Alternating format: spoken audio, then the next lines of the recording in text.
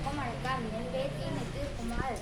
நான் 5வது படிக்கிறேன். நான் எடுத்துக்கொண்ட தலைப்பின் பெயர் இளையோர் திறன் டாக்டர் பேச்சு. மதிப்புக்குரிய பள்ளி தலைமை ஆசிரியர்களே, ஆசிரியர் பெருமக்களே, அன்பு மாணவ செல்லங்களே, அனைவருக்கும் மருத்துவ முறையில் என் வணக்கம். நான் இன்று உங்ககிட்ட ஒரு டாக்டர் மட்டுமல்ல, உங்கள் நலன் விரும்புகிற ஒரு பெரியவராக பேச வந்திருக்கிறேன். நான் என் கிளினில பார்க்கிற உண்மை தினமும் 10 to 15 வயது பிள்ளைங்க என்கிட்ட வராங்க.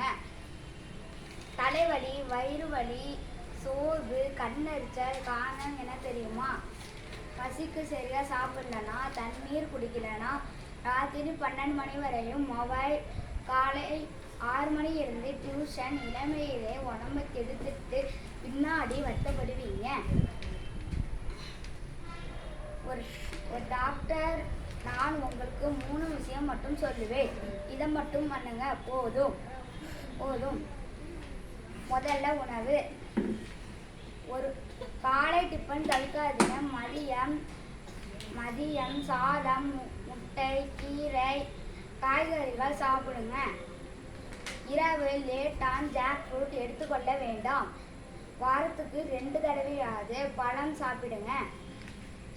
குளிர்பானத்துக்கு பதிலாக மோர், இளநீர் குடிங்க. இயக்கம். மனுஷ உடம்பு ஓடுவதற்கும் விளையாடுவதற்கும் தான் சொல்கிறேன். வாக்கிங் போங்க, சைக்கிள் ஓட்டுங்க. உட்காந்து மணி நேரம் இருக்காதுங்க. ஒவ்வொரு 30 மணி நேரம் எழுந்து ஸ்ட்ரெச் பண்ணுங்க. கண்ணுக்கு ஓய்வு கொடுங்க. ரத்த பரிசோதனை, தடுப்பூசி பரிசோதனை. தடுப்பூசியை போடுங்க. வருஷத்துக்கு 1 தடவையாவது இரத்த பரிசோதனை, கண் பரிசோதனை பண்ணுங்க.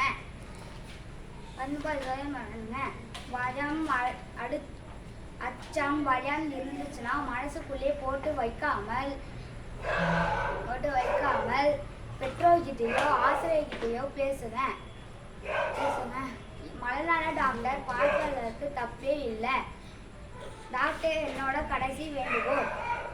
தம்பிகளா, தங்கைகளா, நீங்க தான் 2047 இந்தியாவை கட்ட போறீங்க. நீங்க பலவீனமாக இருந்தால் இந்த நாடு பலவீனமாக இருக்கும். போதைப் பொருட்கள், சிகரெட், மது பக்கமே போகாதீங்க. இது எதிர்காலத்தை அழிச்சிடும். இரவு 10 மணிக்கு தூங்கிட்டு காலை 6 மணிக்கு எழுதிடுங்க.